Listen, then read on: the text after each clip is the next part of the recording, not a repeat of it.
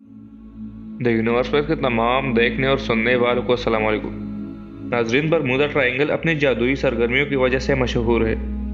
इसके बारे में बहुत सी डॉक्यूमेंट्रीज बन चुकी है और इसके बारे में ये बात मशहूर है और साबित भी हो चुका है कि जो लोग इस जगह से गुजर चुके हैं ना तो वो वापस आए हैं और ना ही उसके मलबे मिले हैं।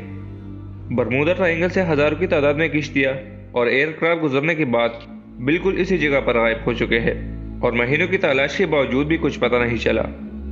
नाजरीन, इस बरमूदा ट्रायंगल के बारे में कुछ मालूमात आप लोगों के साथ शेयर करते हैं, तो चलिए आज के मौजू का आगाज करते हैं।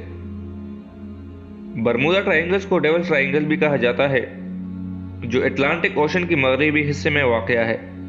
ये ट्रायंगल फ्लोरिडा से बरमूदा आइलैंड तक फैला हुआ है और इसका एरिया 8 लाख स्क्वायर किलोमीटर के बराबर है। यानी ये ट्रायंगल पाकिस्तान और तुर्की से भी बड़ा है। ये ट्रायंगल अपनी जादुई फिनोमिनस की वजह से दुनिया भर में बदनाम है, क्योंकि यहाँ से गुजरते वक्त शिप्स और एयरक्राफ्ट के राब्ते रडार से ख़त्म हो जाते हैं और वो हमेशा हमेशा के लिए गायब हो जाते हैं। अभी तक जितने भी शिप्स और एयरक्राफ्ट इस ट्रायंगल से गुजर चुके हैं, इन सब का आज तक कोई भी पता नहीं चला। इन सब जादुई एक्टिविटीज़ की बुनियाद पर यह बात सामने आ चुकी है कि यह एलियंस का बसेरा है, जो हर चीज़ को अपनी तरफ खींच लेता है और फिर वापस जाने नहीं देता। 1945 में जब यूएस नेवी की 5 बम्बर एयरक्राफ्ट एक मिशन पर निकले थे और इसमें बैठे लोगों के लिए ये रूटीन प्रैक्टिस थी, लेकिन बरमूदा ट्रायंगल के एरिया में दाखिल होती ही ये तमाम एयरक्राफ्ट रडार के कांटेक्ट से गायब हो गए। इस वक्त वर्ल्ड वार के खत्म हुए सिर्फ चंद महीने हुए थे, इसलिए यूएस नेवी को शक था कि कहीं दुश्मन ने हमारे एयरक्राफ्ट को तबाह किया है। इसलिए उनकी तलाश में एक रेस्क्यू एयरक्राफ्ट को भेजा गया, मगर जैसे ही वो भी ट्रायंगल के हिस्से में दाखिल हुआ तो अचानक वही गायब हुआ। इसके बाद ना तो इन 5 बम्बर एयरक्राफ्ट का पता चला और ना ही रेस्क्यू एयरक्राफ्ट का। यही वो वाकया था जिसके बाद लोग बरमूदा ट्रायंगल को खौफ की निगाहों से देखने लगे। इस वाकये से बिल्कुल 10 साल पहले कुछ इस तरह का वाकया अमेरिकन प्रिंस के साथ पेश आया था। ये दो भाई यूएस नेवी में ऑफिसर थे। एक दिन अचानक उनको अपनी वाइफ की मौत की खबर हुई तो उन्होंने प्राइवेट एयरक्राफ्ट से अपने होम टाउन जाने का इरादा किया।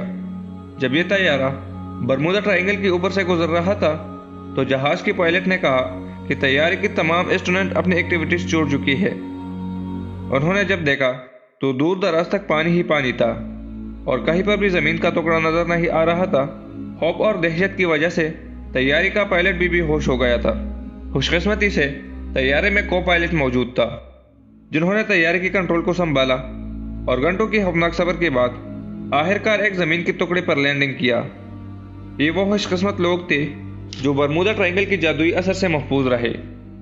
बरमूदा ट्रायंगल की रोंगटे खड़े करने वाली मिस्ट्री हर एक नए वाकये के बाद फिर से लोगों के जहनों में ताज़ा हो जाती है और हर बार की तरह इस मिस्ट्री का जवाब तलाश करने के लिए साइंसदानों की खोज फिर से शुरू हो जाती है। मगर इस बार साइंसदानों ने कुछ ऐसे सबूत तलाश किए हैं जिससे जाहिर होता है कि ये मिस्ट्री अब सॉल्व हो चुकी है। यूनिवर्सिटी ऑफ कोलोराडो से ताल्लुक़ रखने वाले एक ग्रुप ने बरमूदा ट्रायंगल का सैटेलाइट से जायजा लिया। उनमें उनको कुछ ऐसा देखने को मिला जो शायद पहले किसी ने नहीं देखा था। उन्होंने देखा कि बरमूदा ट्रायंगल पर कुछ ऐसे बादल बन रहे थे जो ना तो स्क्वायर थे और ना ही सर्कल थे, बल्कि ये बादल हेक्सागोन की शक्ल में थे और इसका साइज 88 किलोमीटर जितना बड़ा होता है। एक्सपर्ट का मानना है कि बादल आम बादल नहीं है, ये शायद एयर बॉम्ब्स क्लाउड है। जब ये अजीब किस्म के बादल बनते हैं तो इनके नीचे बहुत तेज हवा के झोंके बनते हैं, जिनकी स्पीड 150 किलोमीटर पर आवर तक होती है, जिनमें जहाज का चलना मुश्किल हो जाता है। और इस हवा की वजह से समंदर में बड़े बड़े लहरें बनते हैं, जिसमें बड़े से बड़े शिप का चलना मुश्किल हो जाता है। दोस्तों, ये थी वो इन्फॉर्मेशन जो हमने आपके सामने पेश की है। मुझे पूरी उम्मीद है कि आज की ये वीडियो आपको पसंद आई होगी। वीडियो पसंद आने की सूरत में हमारे चैनल को सब्सक्राइब करें और साथ में मौजूदा घंटे के बटन को भी दबा दें। वीडियो को लाइक और दोस्तों के साथ ज़्यादा से ज़्यादा शेयर कीजिए और अपना राय हमें कमेंट बॉक्स में बताएं। आज की वीडियो में बस इतना ही।